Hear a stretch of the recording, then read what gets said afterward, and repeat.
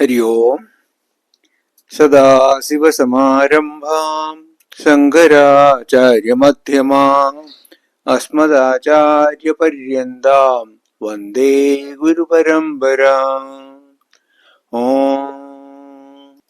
Today we will have a brief introduction to Bhagavat Gita, just to see the background and some useful information about Gita. We all know that Bhagavad Gita is a part of Mahabharata, and the Gita appears in the Bhishma Parva, which is the 6th chapter of Mahabharata.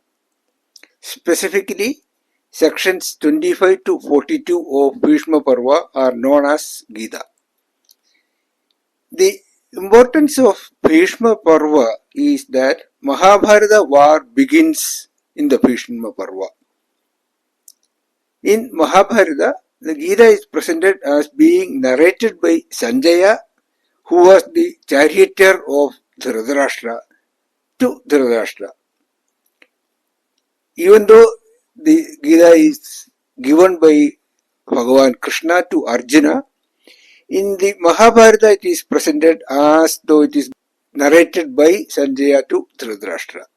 And Sanjaya narrates this Bhagavad Gita to Dhritarashtra on the 10th day of the war. After starting the war, on the 10th day, Sanjaya tells Dhritarashtra. Now, even though we all know that Bhagavad Gita was given to Arjuna on the very first day, in fact, even before the war was started, Krishna was giving this teaching to Arjuna. But Sanjaya tells Dhritarashtra on the 10th day. Why did he wait till the 10th day? What is the importance, or what happened on the 10th day? We know Bhishma was the first commander-in-chief of the Kauravas. It was on the 10th day that Bhishma fell, struck by Arjuna's arrows. Keeping Sihandi in front, Arjuna defeated Bhishma and he was laid on the bed of arrows. This happened on the 10th day. Now, Vedavyasa had blessed Sanjaya with the ability to see and hear everything happening on the battlefield, including understanding even the thoughts going through everyone's minds in the battlefield. This he can do while sitting in the palace. And he can also travel freely anywhere in the battlefield without getting hurt by the arrows and other things. So he can freely travel anywhere in the battlefield and see whatever happens there. These powers were granted to Sanjaya so that he could provide Dhritarashtra with a detailed account of the war. Actually, originally it was offered to Dhritarashtra by Vedavyasa, but Dhritarashtra told there is no use of me getting the power, because even if I see the people, I will not even recognize my own children because I have never seen them. So there is no point in me getting this power. So instead of that, give to Sanjaya so that he can narrate to me what is happening there. Now, when the war began, Dhritarashtra didn't have any doubt that Pandavas will be able to win the war, because they had almost double the military strength. Kauravas had 11 Achauhini of the army, whereas Pandavas had only 7. And Kauravas had the invincible Bhishma, who could choose his time of death, and Dronacharya, who was the guru of both Pandavas and Kauravas, and he himself is a disciple of Parasurama. Both of them have got boons that as long as they have weapon in their hands, nobody can defeat them. So there is no way that Pandavas will be able to defeat this Dronacharya and Bhishmacharya. Then in addition to them, there are Kripacharya, Karna, Aswathama, and all those people were there. Moreover, Dhritarashtra had employed a very powerful psychological weapon even before the war began.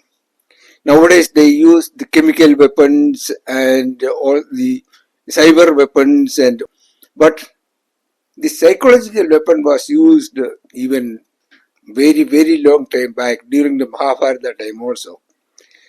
So on the eve of the battle, Dhritarashtra had sent Sanjaya to the Pandava camp with a message.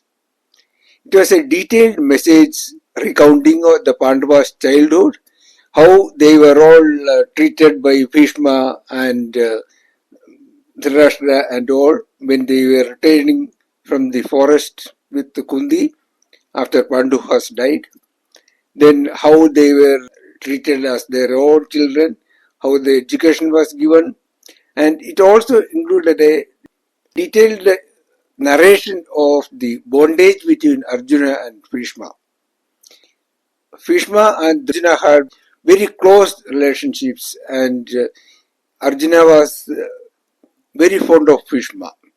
So this message was narrating all those incidents, and then he asked what they will be gaining from killing all these people. Then after sending this message, Dhritarashtra was certain that upon hearing this, Arjuna's morale would shatter and he would refuse to fight. He knew that if Arjuna did not fight, there was no chance for Pandava's victory. Therefore, initially, he didn't show any interest in listening to the details of the war going on. Sanjaya also spent most of his time moving around the battlefield, observing.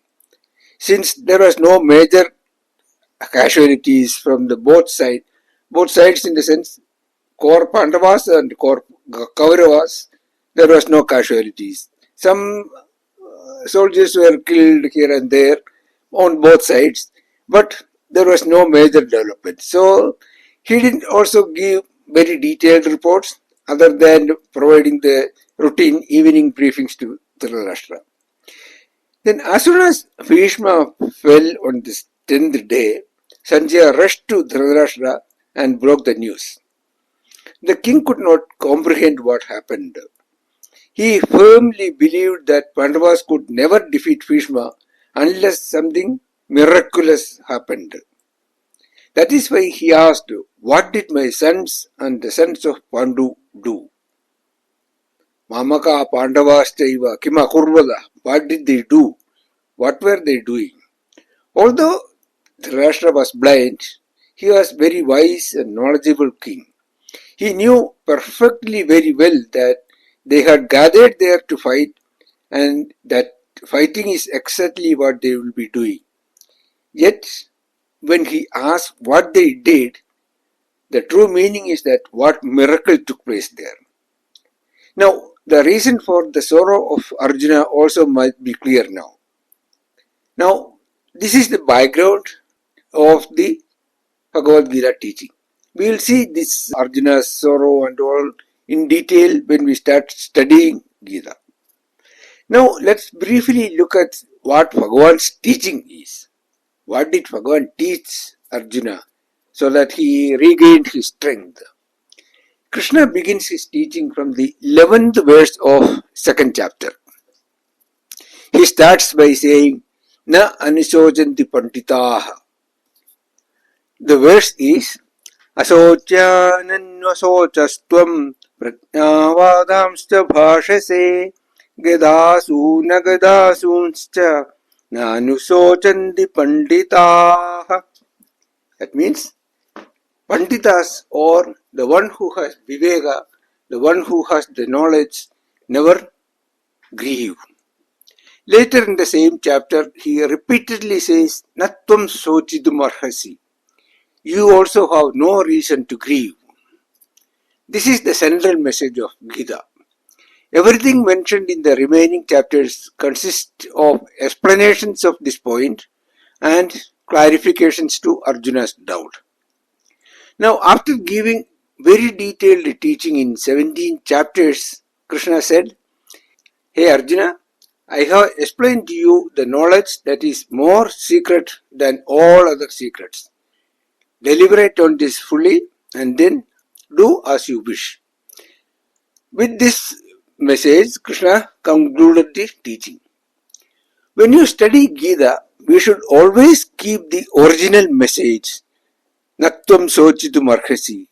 You should always keep it in mind. And we should understand, or we should inquire how each word support this message.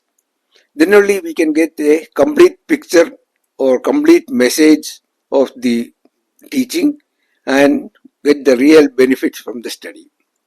Now, before ending this introduction, let us see how many verses are there in the Gita. This also is little bit confusing. We have seen that Gita comes as the 25th to 42 chapter of Bhishma Parva. In the 43rd chapter, it is said that Bhagavad Gita contains 745 verses. Out of this, 620 were told by Krishna, 57 were told by Arjuna, 67 were told by Sanjaya, and one verse was told by Dhritarashtra. So, totally 745 verses were there. When Shankaracharya was writing his Bhashyam, he writes in the Bhashyam that Vyasacharya has narrated the Gita teaching given out by Lord Krishna in 700 verses, meaning that there were only 700 verses available in the Gita at the time of Shankaracharya writing his Bhashyam. That means 45 verses were lost in due course. It is possible. Original Mahabharata contained 100,000 verses, and including Harivamsa, considered as a part of Mahabharata, it was 125,000 verses. The version of Mahabharata available now, including Harivamsa, 100,000 verses. So, almost 25,000 verses from Mahabharata is lost. Out of that, 45 verses from Gita also is lost. Some of the books available now have 701 verses. One verse was added by some Acharya later on to add a question from Arjuna in the 13th chapter. Normally, each chapter of Gita is started either with a question from Arjuna or to explain some topic which was introduced in the previous chapters. Whereas in the 13th chapter, there was no question from Arjuna. Also, the topic Kshetra and Kshetrajna was not introduced earlier. Krishna is introducing a totally new topic here. Therefore, Acharya is believed that Madhusudana Saraswati, who has written the Gita Dhyana Slokas also, is the person who added that sloka. So, Acharya added a sloka as a question from Arjuna to introduce the chapter. This is just a brief introduction to Bhagavad Gita. Now, we know that Gita contains 18 chapters. These chapters are not randomly arranged. They are presented in a very systematic way. In the next session, we will see what is the basis of this arrangement of the chapters and what are the main topics discussed in each chapter. This we will see in the next session. Hari Om. Om Purnamada Purnamidam Purnat Purnamudachyate Purnasya Purnamadaya Purnamevavasishyate. Om Shanti Shanti Shanti. Harihi Om Shri Guru Pyo Namaha. Harihi Om.